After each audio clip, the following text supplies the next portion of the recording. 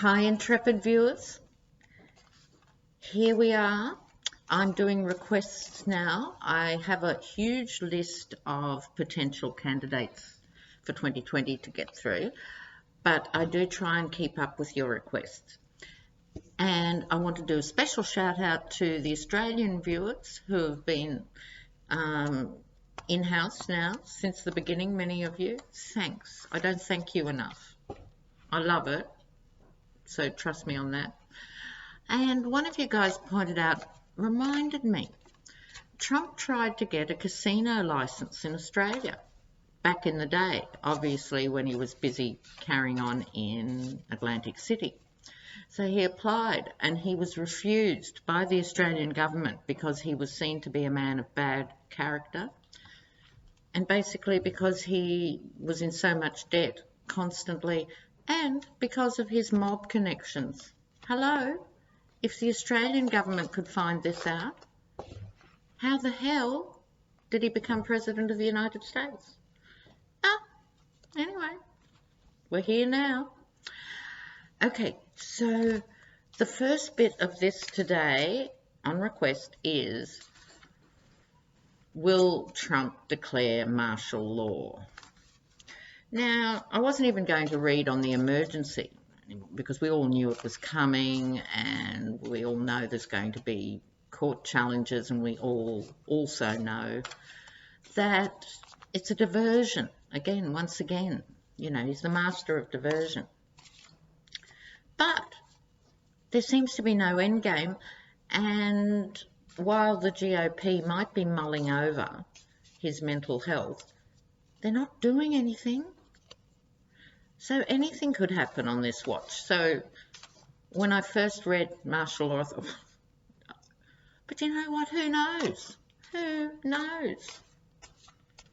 So, top deck. Will Trump declare martial law?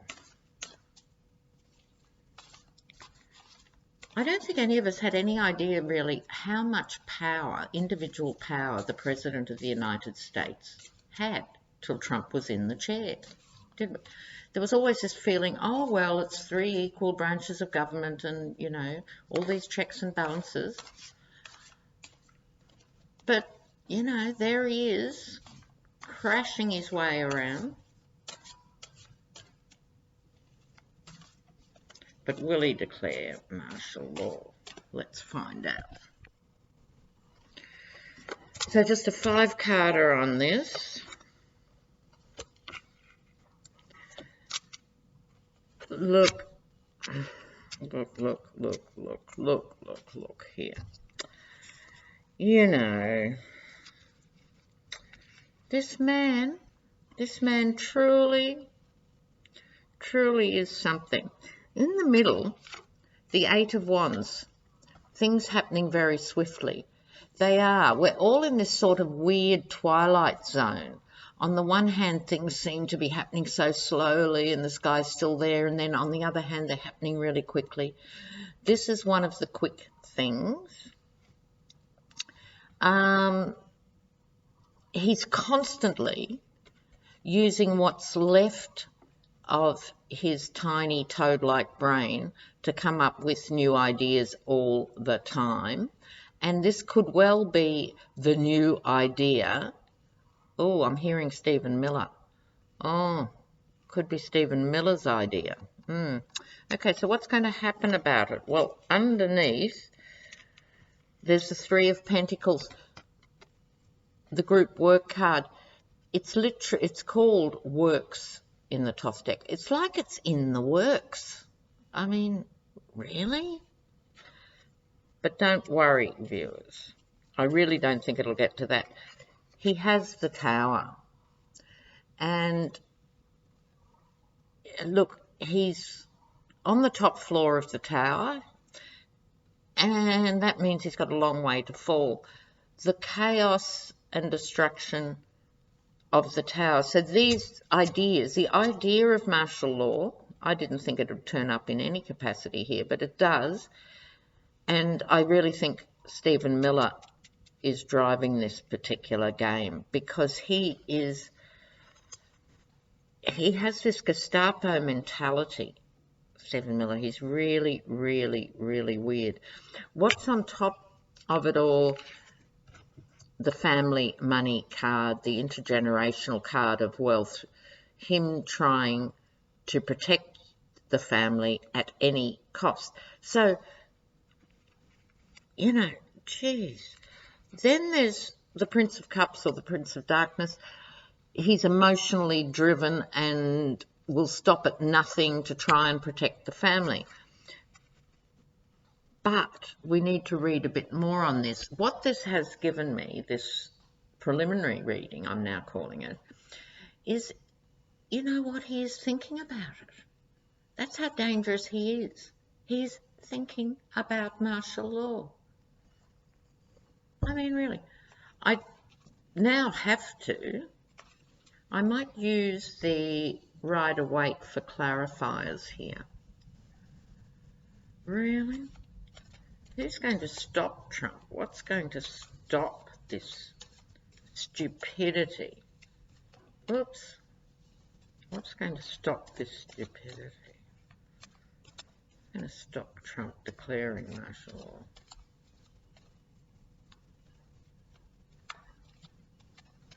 Oh, I was going to do a clarifier on the tower and I got the tower. What can you say, viewers? In this context, it's like the chaos is such, chaos rules the tower. The chaos, ironically, is what's going to prevent him.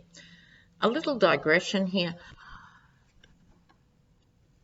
One of the major advantages that's working against Trump constantly is his actual incompetence, and that he puts staggeringly incompetent people in major roles. So although they can do damage, like Scott Pruitt in charge of the environment, the system does sort of process them and spit them back out, and staff leave all that time. Imagine if he was efficient. Imagine if he had any executive skills at all and could keep people in the office for more than, 8 weeks. Imagine.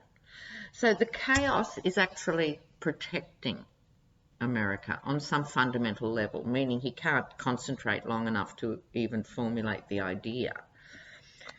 So over the Wands, we have the Fool. Yes, we know he's the Fool. And over the Prince of Cups, the rip-off merchant. So, again, this is Trump's profile. I asked what would stop him, and I think what it is, he's extremely foolish. He's used to ripping off people. Oh, sorry, I thought the screen was down. So let's carry on with the clarifiers. We want a clarifier on the works, and we want a clarifier on the money. What's going to stop Trump with this?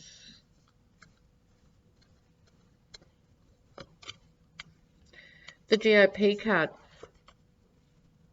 We might finally have found a red line. The GOP will stop him. And the Hermit, over the intergenerational money, someone behind the scenes shining light. This could be any of his cohorts, because they're all spilling their guts on a regular basis. So the fact that the GOP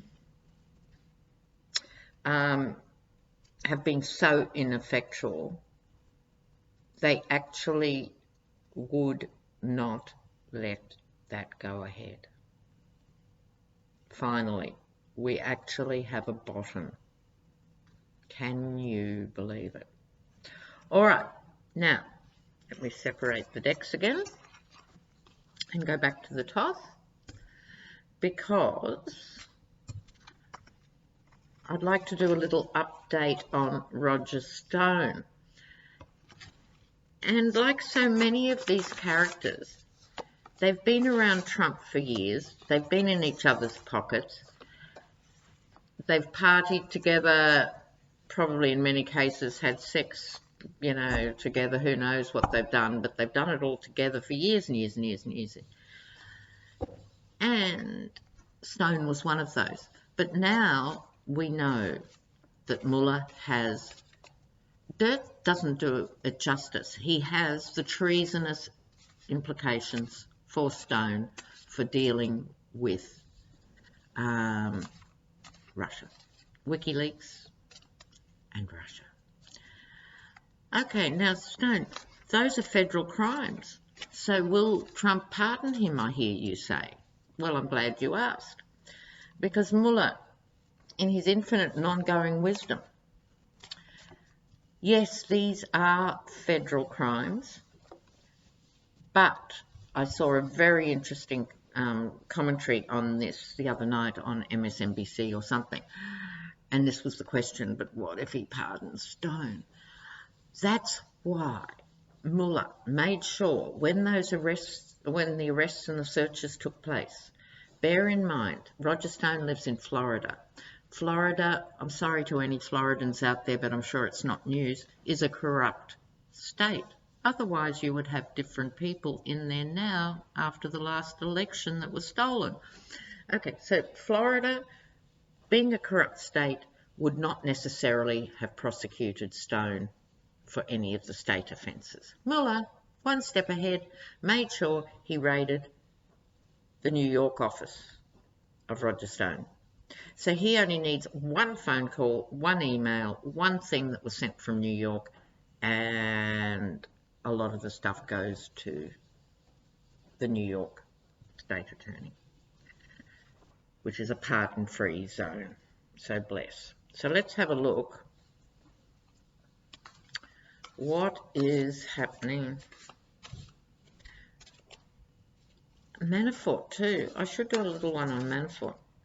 Okay. Stone first. What's the real question? What do we want to know about Roger Stone? Okay. Is he going to flip? Because at the moment he's just in performance mode. And thankfully, Amy Brennan Jackson has put a partial gag order on him. So Stone, is he going to flip on Trump? And thank you also those viewers who pointed out the Roger Stone arrest followed exactly what I said in my November reading on him. So that's good. Oh, he gets the Eight of Wands too. Oh, not even.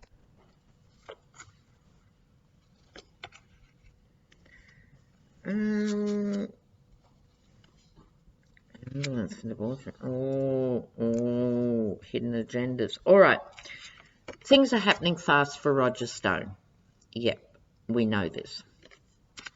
In his past, he has success. He had enormous success in his past. Now, underneath the Eight of Cups, which in the Thoth deck is indolence. There's also a debauchery card in the Thoth deck, but this is very closely related to this. It's dripping in emotion. Further out, in a little outcome here, we have the Three of Wands, business and trade over the waters. Yoo-hoo, hello. And the High Priestess. Now, the High Priestess, which is, I've often said, a very misunderstood card and can represent infinite wells of feminine wisdom and so forth. This is not its incarnation here. It's back to basics, which is hidden agendas.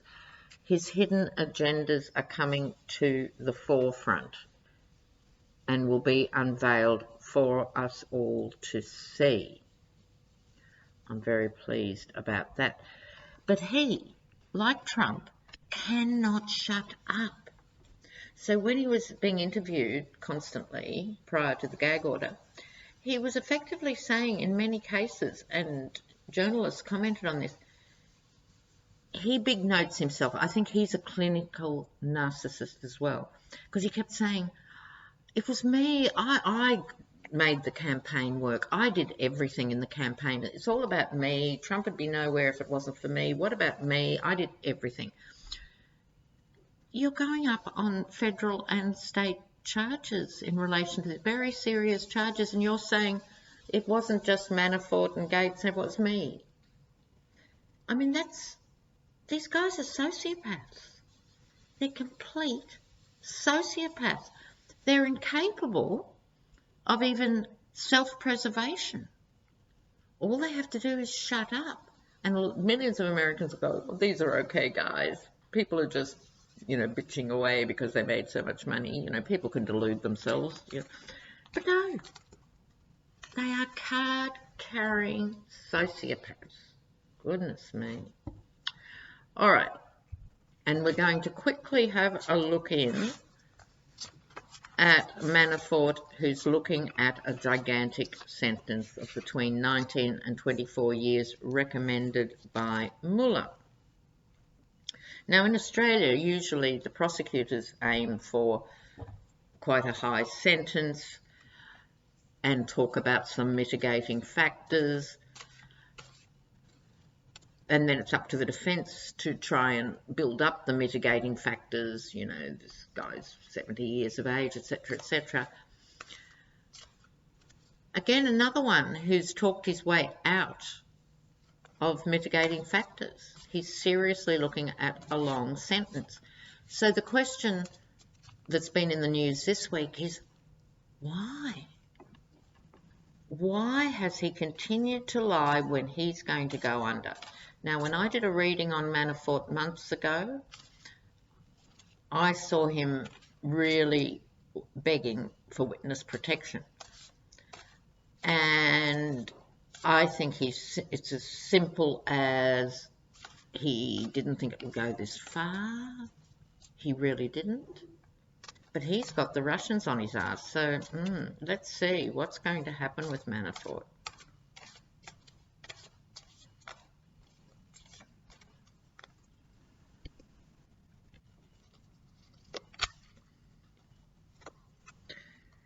Green gain, yeah. Oh. He's worried, that's for sure. All right.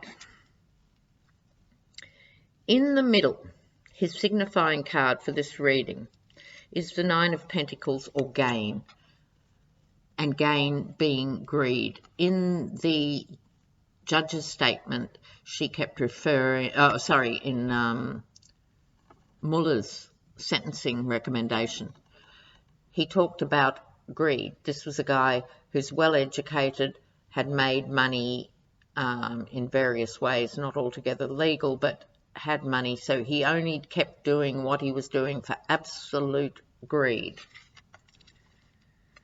Behind him, like stone, a life of abundance and affluence. Well, he can say ta-ta to that, can he not? Five of Pentacles, disappointment and worry.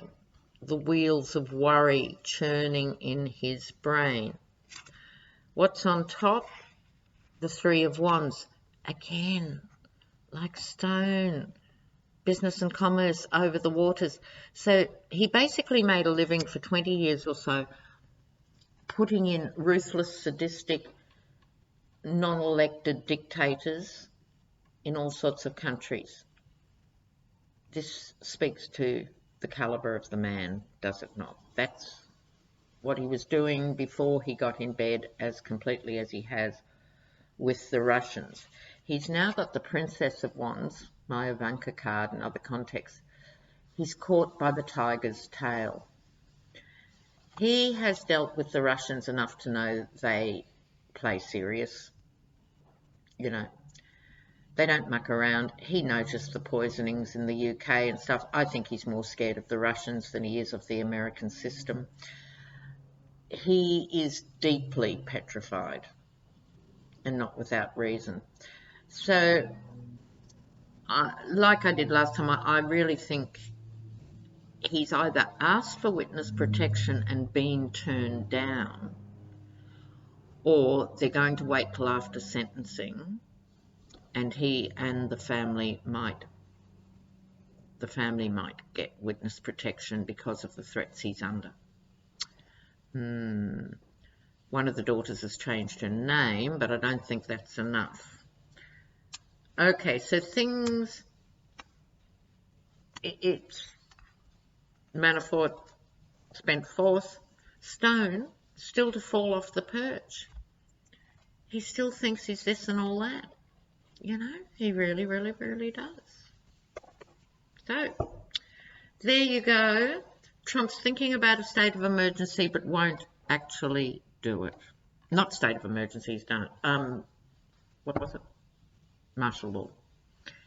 He'd love to do it because, you know, it'd be his ultimate game of moving the battleships around the edge of the bath. But he wants to distract, but it will not go there, viewers. Now, also, remember, in these times of stress and chaos and madness, please look after yourselves.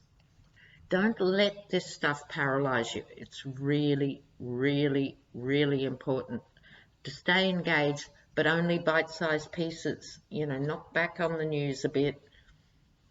Just engage on your terms. Make sure you're eating well, that you're doing things. But also, really importantly, and I've been saying this to individuals in the comments, doing something for the resistance. So you've all got different skills, so you can offer a bit of time or your skills just a few hours a week to some organisation that's doing really good work. And there are, I know, various organisations who are working on electoral improvements that are so needed. This is the guts of having to reinvent America. The electoral system, you know, voter suppression and gerrymandering, and just the difficulty of voting has to be challenged. There's also crew who are citizens against whatever they're against, CREW, I think they are. They're the ones who have pushed the legal cases against Trump right from the beginning, from the emoluments about his hotel, you know, right in the early stages. They do good work. A small donation to them or any help they may need. If you feel active, you feel like you're not a victim. You know, it's really important. Millions and millions and millions of decent Americans are out there and are wanting to do something, and it's important to find each other. And like we have in the comments section here, I think it's an amazing resource. So I love you guys, and I'm going to see you soon. More requests coming up. Bye.